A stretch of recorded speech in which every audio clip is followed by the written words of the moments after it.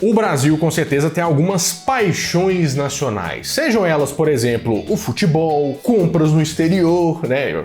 A gente tem que falar sobre isso. Outra delas, com certeza, é o carnaval, para a maioria da população. Mas se tem uma coisa que o brasileiro gosta mais do que todas essas juntas, é o carro. Tudo bem que não é uma coisa que a gente pode comprar sempre, né? Não pode trocar toda hora, mas todo mundo que pode faz um grande esforço para poder comprar um carro. E existem várias marcas que gostam de falar que são nacionais, mas na verdade vieram de um outro país. Mas você sabia que tem uma história de um carro criado aqui no Brasil, uma empresa genuinamente nacional e que por um motivo ou outro simplesmente foi apagada do mapa? É a história da Gurgel Motores que você vai conhecer hoje no Nerd Show.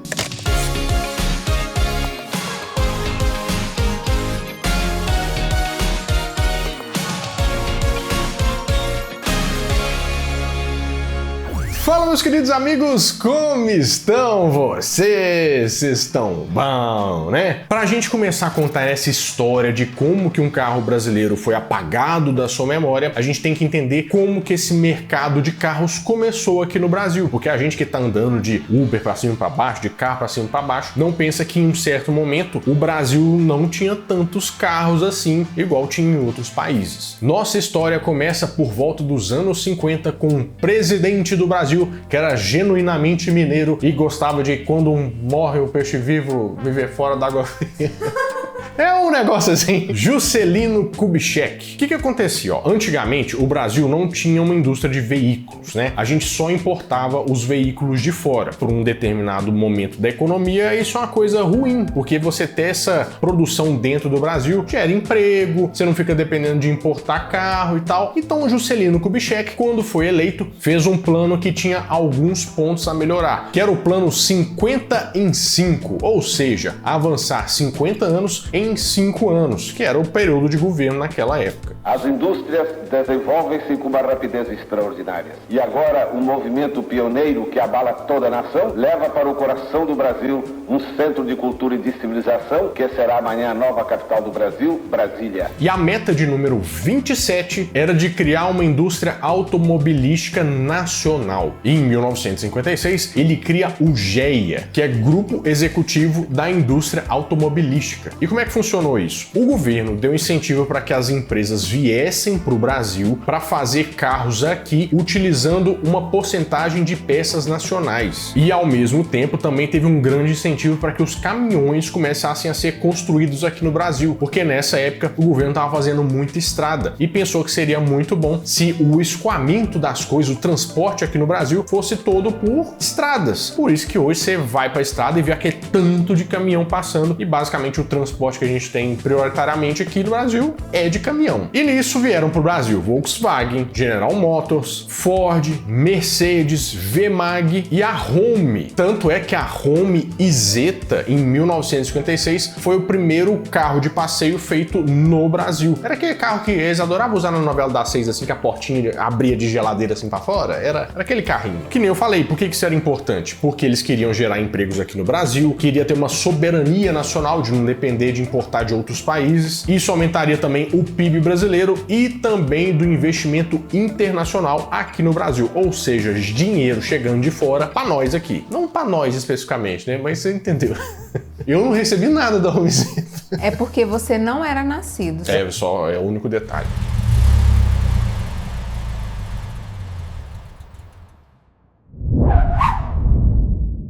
Mas é nesse ponto da história que ela ganha mais um personagem que vai ser muito importante daqui até o final do vídeo. Em 1926, nasce João Amaral Gurgel. Quem que é esse cara? Calma, você vai entender no final. Ele é um estudante de engenharia que se formou na USP em 1949. E nessa faculdade tinha aquele projeto de formação de curso, né? Vamos dizer, é o TCC, meu Brelano? Podemos dizer que é o TCC, aquele trabalho finalzinho, né? Que o professor de engenharia mecânica lá e fala assim: Gurgel, você faz o seguinte pra mim, ó. Eu quero que você construa um guindaste hidráulico. E eu, para surpreender o professor, projetei um carro pequeno. Por incrível, eram 2 cilindros. Que nota que ele receberia, Babarelando? Pra mim, 100 de 100. 100 de 100, né? Mas o professor não pensou dessa forma, não. Ele falou assim: Gurgel, Eu não vou ver esse projeto. E se você não entregar o guindaste de coluna em tempo, você vai ser reprovado. lembre-se dessas palavras, Gurgel. Carro não se fabrica, carro compra-se. E carro é objeto de multinacionais, não para brasileiro. E o engraçado é que isso ficou na cabeça do Gurgel. Carro não se faz, carro se compra. Você vai ver então. Ele fez aquela pose de boquinha de mulher que fica com o ciúme e fala assim: você vai ver então o que vai acontecer com você. E ficou com isso na cabeça. Depois que ele se forma, em 1949, ele vai para os Estados Unidos para começar a aprofundar esses estudos. E sempre pensando nessa frase. Até um ponto que ele trabalha na General Motors, a Chevrolet, como a gente conhece aqui, como projetista. E foi aí que ele começou a ter um vislumbre daquela estrutura grande, das grandes montadoras, e isso foi só adicionando ali no HD mental dele. Em 1953, ele volta para o Brasil e trabalha por um breve período na Ford. Mas só que um cara desse, que fez um carrinho lá no projeto de conclusão de curso, ele tinha uma veia empreendedora. E em 1958, ele formou a sua primeira empresa, que era Moplast Moldagem de Plásticos. A ideia dessa empresa era fornecer peças em plástico para alguns modelos de carro que estavam sendo feitos aqui no Brasil, né? Principalmente os modelos da Volkswagen. Só que nesse mesmo período, ele começa a trabalhar numa coisa meio que nova: fazer carroceria de carro usando fibra de vidro, plástico e aço. E o nome que ele deu para essa tecnologia inovadora chamava Plastil. O que você achou do nome, Babarelando? Ai, Renata, achei assim, bem horroroso. Mas funcionou. Mas usando o lucro dessa empresa, ele monta uma outra divisão dessa empresa que ia se chamar Mocart. O que ele fazia lá? Carrinho do supermercado. Não, gente, claro que ele fazia kart de competição de corrida. Tanto é que até os irmãos Fittipaldi usaram esses carrinhos dele. Com essa empresa também, ele fez tanto carrinhos infantis, sabe aqueles carrinhos de shopping que os meninos ficam... como também aqueles carrinhos que eles usam em, tipo, aeroporto, sabe esses carrinhos de trabalho? Aqueles que ficam levando mala, é tipo isso. Mas em 1964, ele funda uma outra empresa, a Macan Indústria e Comércio, que nada mais era do que uma revendedora de carros da Volkswagen. Mas por que ele fez isso? Ele tinha um plano. O homem estava lembrando daquele professor e falou assim: ó, se eu começar a fazer uma loja que vai vender os carros da Volkswagen, eu vou ter acesso a essas peças da Volkswagen, vou ver como é que esse trem funciona direito e vou poder usar no meu próximo passo, que eu já tô pensando no pulo do gato. E em 1969, ele juntou todos os seus poderes, todos os seus conhecimentos, e era hora de criar uma empresa bem especial.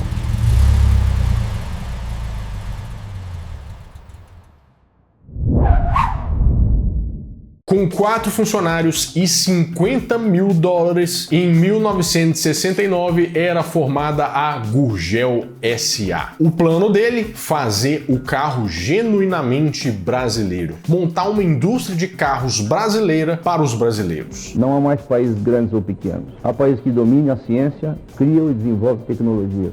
Ou países condenados à escravidão tecnológica. Esse não será o caminho do Brasil. É isso a nossa cartilha. Mas é claro que montar um carro brasileiro não era uma tarefa fácil, né? Ele tinha vários desafios a vencer primeiramente para depois fazer os carros. Eu comecei a Gurgel com 50 mil cruzeiros, praticamente $10 mil naquele tempo. E todo mundo deu risada porque fazer uma fábrica começando com $10 mil é uma loucura total. A fábrica primeiramente estava em São Paulo. Aí nós decidimos que para crescer tínhamos que ir para o interior. E Rio Claro, no interior de São Paulo, foi escolhida para essa incrível e intrépida missão. Mas uma indústria de carro tem que começar fazendo carro, né? E o primeiro carro da linha de produção da Gurgel Motores, ou da Gurgel SA, era o Ipanema. Que basicamente o Gurgel Ipanema, ele era um bug. Sabe aqueles bug que fica andando nas dunas de Natal? Era mais ou menos aquilo. Era uma carroceria de fibra de vidro sobre um chassi de alumínio da Volkswagen. A mecânica basicamente era da Volkswagen, o motor e tudo. Basicamente ele falou assim: beleza, vou pegar a carroceria,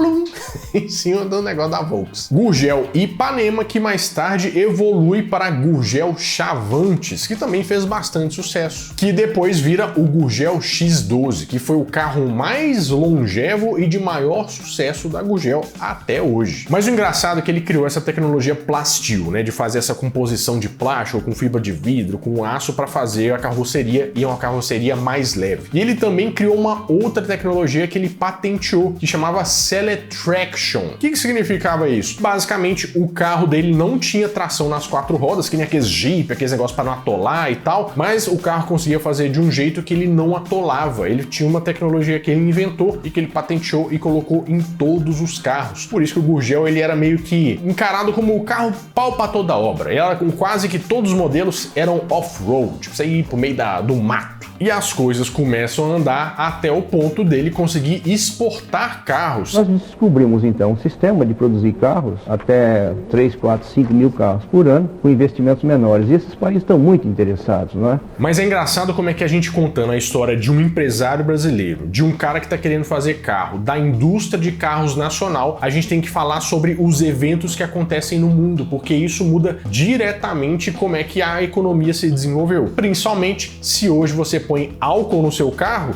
é por causa de um evento de 1973, a Guerra do Yom Kippur.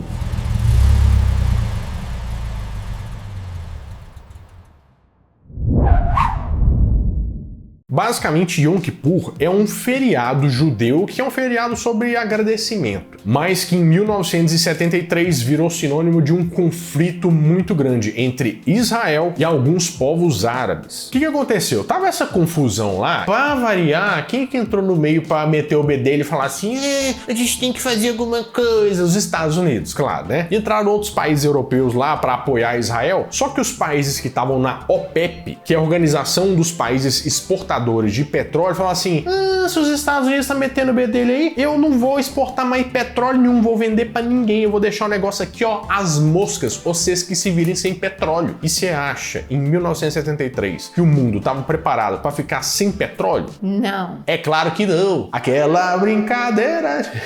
E com isso, o preço do petróleo no mercado internacional disparou para mais de 400%, tava custando 4 vezes mais. Aí o povo endoidou. E o Brasil, principalmente, entrou nessa dança aí e sambou, né? Porque o Brasil tinha uma importação de 80% do petróleo que se usava aqui no Brasil. Aí ele falou assim, meu Deus, agora, ó, nós estamos roiados. Porque o Brasil tinha que gastar mais dinheiro, ou seja, gastar mais dólar. Isso aumentava a dívida externa do Brasil e isso deixava a gente com uma super inflação, mais do que o trem já estava indo mal, né? E é assim, nesse cenário, que em 1975, o presidente da época, que se chamava Ernesto Geisel, estava tratando com petróleo, Babarela. Traindo as suas origens. Ele cria um programa que se chama Pro-Álcool, ou seja, ele queria que o álcool se tornasse um combustível viável aqui pro Brasil. Como é que funciona? Eles não queriam só que, beleza, galera, usa o álcool aí. Eles tinham que fazer alguma coisa pro pessoal ficar interessado em começar a produzir a cana-de-açúcar pro pessoal fazer o álcool, né? Então o governo começou a dar vários incentivos pros usineiros para começar essa produção. E para você ter uma ideia de como é que isso deu certo, em meados dos anos 80, quase 95% dos carros brasileiros eram movidos a álcool. Mas só que tinha uma pessoa que não era muito a favor desse pró-álcool não, que era o Gurgel. Ele falava que não, mas que ele era um crítico desse programa do pró-álcool, ele era. A partir do pró-álcool nós criamos uma infração violenta, selvagem e que não pôde ser debelada por nenhum ministro da área econômica. É um pouco difícil entender a crítica dele do pró-álcool, sendo que até hoje a gente está aqui usando o álcool, né? Porque ele falava que o álcool ia destruir a Petrobras. É um programa que vai destruir os usineiros, é um programa que vai destruir todo o nosso povo e é um programa que vai destruir o nosso futuro. Que um monte de coisa a gente ia entrar numa crise sem fim. Porque não existe um programa mais mentiroso no Brasil e mais maléfico para o país do que o programa do Pro-Álcool. Parece até uma loucura, mas eu acho mais que ele era um visionário, porque várias das coisas que ele falou sobre isso aconteceram. Por exemplo, uma crítica que ele tinha que eu acho que é interessante. Você vai fazer o álcool, plantando a cana, não sei o que e etc. Os caminhões que levam diesel na usina de álcool são movidos a diesel. As bombas são movidas a diesel. Os tratores das empresas de álcool são movidas a diesel. Os caminhões que transportam a cana para a usina é movido a diesel. Quanto de barril de petróleo gastava-se para fazer 1 litro de álcool? Outra crítica que ele tinha, e que na verdade persiste até hoje, É a utilização das áreas agrícolas para produzir comida. Plantar energia hoje é impossível plantar energia. a gente tinha que fazer isso para ter zona produtiva para fazer comida. E na verdade isso realmente foi um grande problema. Em São Paulo, o maior produtor de álcool do país, a cana ocupava 15% das áreas de plantações e pastagens do estado. Hoje, a cana já ocupa 40% das melhores terras paulistas. E sobre o medo de quebrar a Petrobras, realmente foi um medo que aconteceu, não chegou a quebrar. O problema maior é que a Petrobras paga mais ao produtor do que recebe com a venda do álcool ao consumidor. O pessoal começou a voltar a usar gasolina e começou a ter que estocar o álcool. Mas a produção tem sido muito maior que o consumo. A Petrobras já não tem mais lugar para guardar tanto álcool. Ou seja, isso deu muito déficit público e isso aumenta a inflação. Mas aí você pode estar só pensando assim, mas o Gurgel também encheu o saco, né? Ficou falando, não pode usar álcool e tal, ia fazer o quê? Na verdade, o rapaz tinha um plano, e um plano que pode se surpreender. Hoje a gente que tá rodando aí de carro elétrico, não sei o que, tomadinha, ele já tinha pensado nisso em 1974. O senhor acha que esse carro elétrico vai substituir ou pode substituir o automóvel convencional? Em grande parte, sim. Na parte de transportes urbanos, ele será um grande substituto do automóvel convencional. Com o Gurgel Itaipu. O Gurgel Itaipu foi o primeiro carro elétrico da América Latina, mas ele não passou de um protótipo, vamos dizer assim. Poucos foram feitos de fato. Só que o grande problema não era o projeto, o problema era a tecnologia que não tinha alcançado o que ele precisava naquela época. O Gurgel Itaipu, o carro elétrico, era como se fosse o Dreamcast. Você lembra daquele videogame da Sega, que tinha vários recursos online, várias coisas e tal? Ele meio que não deu certo naquela época. Mas por quê? A gente não tinha conexão direito, a gente não tinha mídia direito, não tinha dinheiro para gastar com isso. O Itaipu sofreu do mesmo mal. Porque as baterias dos anos 70 e 80 eram de chumbo com ácido, né? Que é bem diferente das baterias de lítio que a gente usa no notebook, no celular,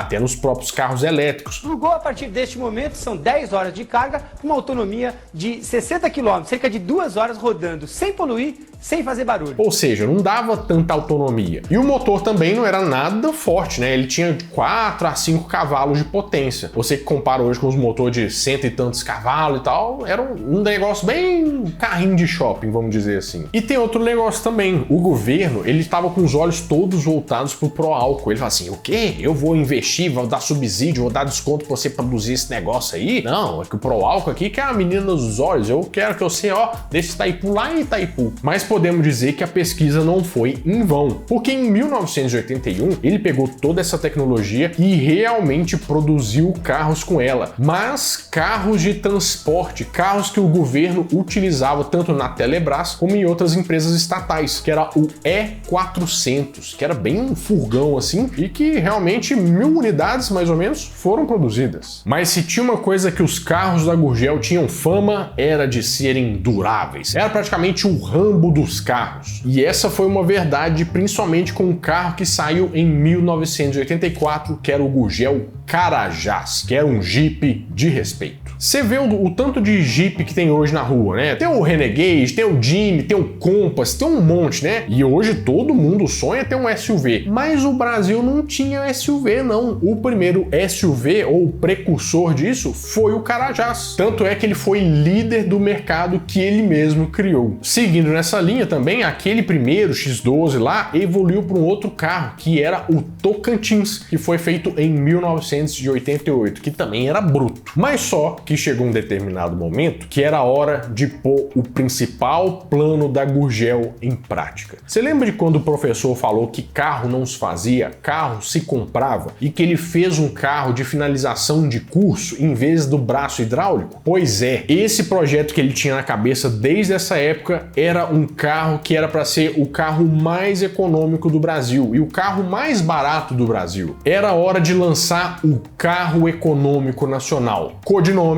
Senna.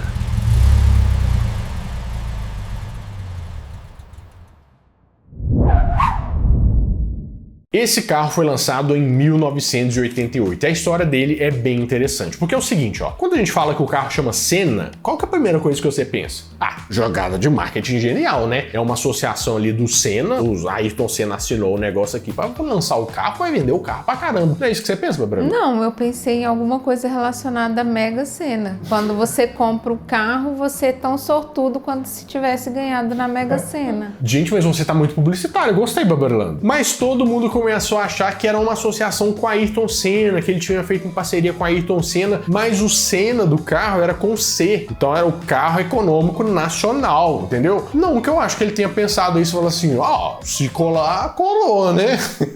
Mas a ideia é que esse carro fosse totalmente de fabricação nacional, porque até então tinha umas peças Volkswagen, tinha um negócio importado daqui. Esse não. Ele desenvolveu o motor, ele desenvolveu tudo, o carro saía exatamente todo daqui. E esse carro criou um outro nicho, o carro dos super compactos. Ele era bem pequenininho assim, ele tinha poucos lugares, mas ele fazia muitos quilômetros com litro. Ele fazia 22 quilômetros por litro de gasolina. Nessa época, os carros que estavam aqui no Brasil, eles eram mais robustos, vamos dizer assim. Ele queria criar uma nova categoria para competir sozinho, porque ninguém tinha visto um carro tão simples assim. Eu me inspirei muito no projeto Senna no Henry Ford. Em 1908, quando ele começou a fazer os carros, e já existiam nos Estados Unidos várias fábricas fazendo carros fantásticos, e carros de alto luxo, mas ele achava que esses carros estavam muito acima do poder aquisitivo do povo americano médio.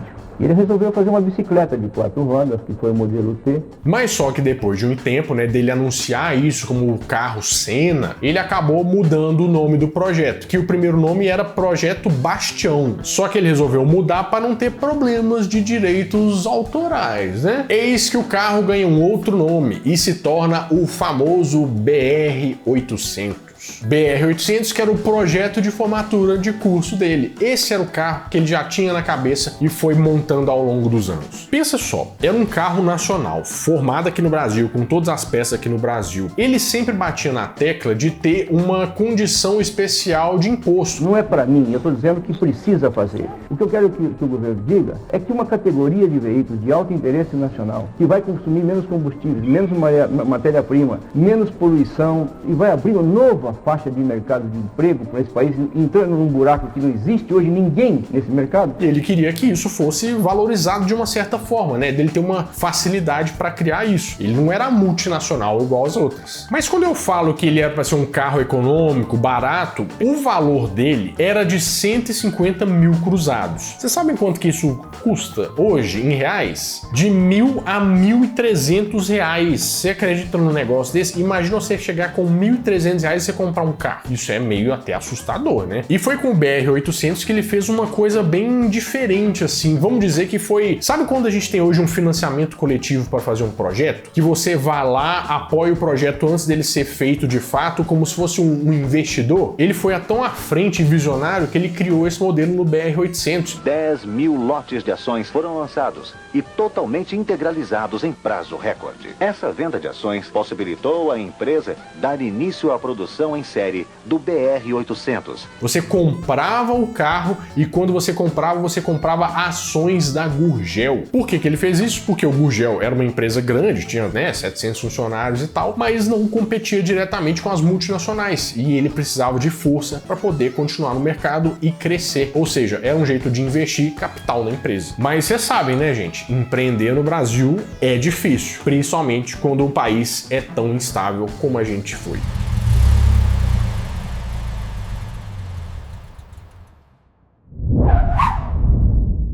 Você deve saber que em um determinado momento da nossa história a gente estava sofrendo com várias coisas. A hiperinflação, governo militar, tal do milagre econômico que deixou a dívida externa muito grande, ou seja, a gente ia de manhã ver um preço e de tarde já estava outro. O negócio estava meio... Posso dizer que estava escalafobético, Bárbara? Aham. Gostou da palavra? Amei. A palavra do dia. Para resolver esse problema, o Brasil queria colocar no comando um caçador de marajás. Uma pessoa que acabasse com as coisas coisas antigas, esse negócio de política, eu quero alguém novo, um polímata que sabia de várias áreas do conhecimento. Virou o nosso presidente Fernando Collor de Mello, que já tinha um plano muito definido para resolver os problemas do Brasil. E um deles veio de uma célebre frase que ele falou, que os carros brasileiros são carroças. Por que ele falou isso e que realmente era verdade? Porque até então o mercado para importações no Brasil estava fechado, ninguém podia vender coisas aqui pro Brasil. Ou seja, a tecnologia que a gente tinha aqui meio que estava defasada, a gente só tinha os produtos brasileiros. Em 1990, com o Plano Collor, uma das medidas foi abrir esse mercado, ou seja, os carros de fora começaram a chegar no Brasil. E quando os carros de fora começaram a chegar bonitos, uns negócios a mais, altas tecnologia, o povo brasileiro falou assim: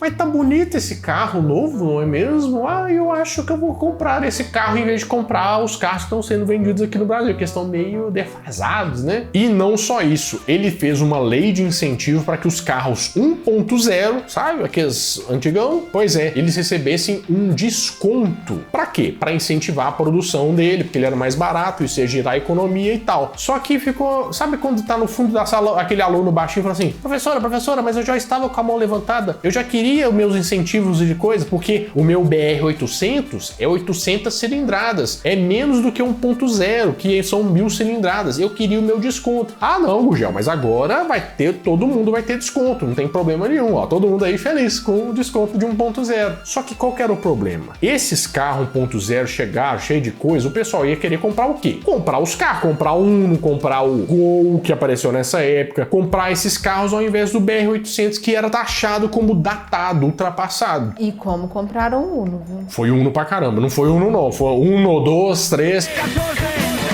Então, nesse cenário, o BR-800 foi esmagado no mercado, porque não tinha como ele competir com essas multinacionais. Mas isso não podia ser um obstáculo para a Gurgel Motores, e em 1992 veio a evolução do BR-800, que era um carro que ficou conhecido como Super Mini. E além disso, o Gurgel tinha mais uma carta na manga, o Projeto Delta. Ficou parecendo que é um negócio do exército secreto que vai descer de cordas do helicóptero e parece, né? Mas não era nada disso não. Na verdade, o Projeto Delta era um projeto de um novo carro. Nessa época, os carros eram vendidos mais ou menos a $7.000, os carros populares. Ele queria um carro que fosse vendido a $4.000, que basicamente ia ser o carro mais barato do mundo. Ele pegou todo o conhecimento adquirido ao longo do tempo para fazer esse projeto. E ele queria fazer um conceito de Rotomac, que seria uma fábrica, um conceito de fábrica que ia permitir evoluir a construção dos carros,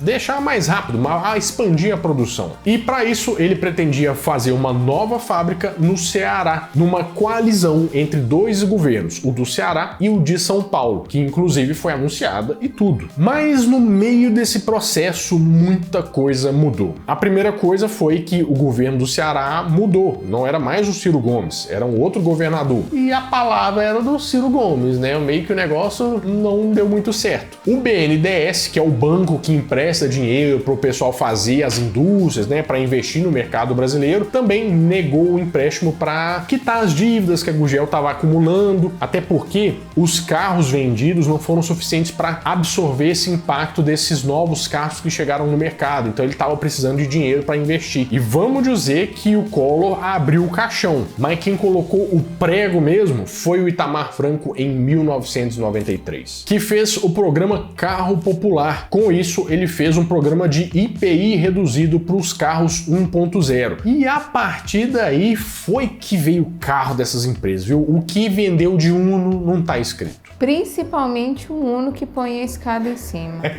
Esse aí, ele durou por eternas gerações, né? Quem nunca quis ter um Uno de escada? O Itamar, inclusive, ele pediu a Autolatina na época, que era uma junção das empresas lá, para voltar a fazer o Fusca, que tinha sido descontinuado em 1984. 1996. E a Autolatina falou, claro, podemos fazer. Para isso, querem isenção total do IPI e ICMS de 12%. Nesse cenário, a Gurgel já estava meio desesperada, porque não tinha muito o que fazer, não tinha muito para onde correr, e foi pedir ajuda para o Itamar Franco. Mas ele, como presidente da República, pensou, mas eu vou dar um dinheiro aqui ajudar o Gurgel para ele salvar a empresa, ou eu vou dar isenções e tal para o pessoal que já está rodando, já está funcionando, já está gerando empregos imediatamente. Ele escolheu a segunda opção. E infelizmente, em 1993, antes de produzir o tal sonhado modelo Delta, a Gurgel Motores abre concordata, ou seja, começa a negociar as dívidas e ver como é que podia pagar isso. E o último comercial da Gurgel foi de 1994. Não dispondo de fôlego suficientemente grande para continuar resistindo às enormes pressões